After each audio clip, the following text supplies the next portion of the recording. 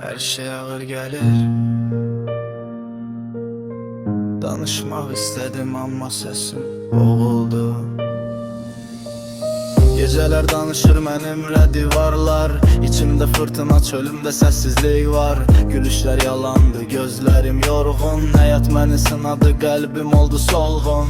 Deyirlər keçəcək amma vaxt dayanıbdı. Ümidim yaralıdır, ruhum qanayıbdı. Hər addım ağırdı, yolum qaranlıq. Mən özümə düşmənəm, dünya düşmənlik. Məni burax, bu ağrı içimdə qalsın.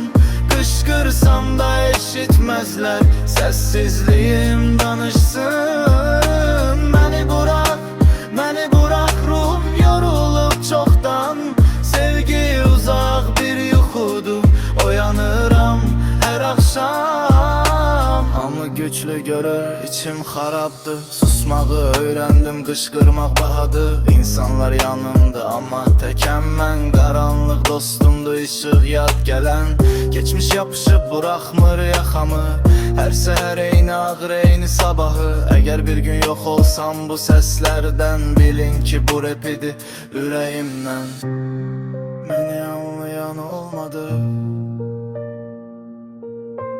Bəlkə də bu mahnı anlayan.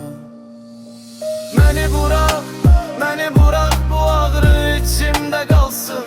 Qışqırsam da eşitməzlər, səssizliyim danışsın. Məni burax, ruhum yorulub çoxdan.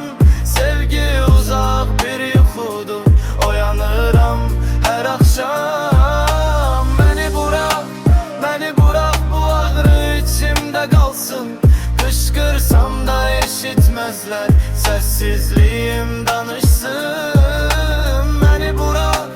Məni burax, ruhum yorulub çoxdan. Sevgi uzaq bir yuxudur, oyanıram hər axşam. Hamı güclü görür, içim xarabdır.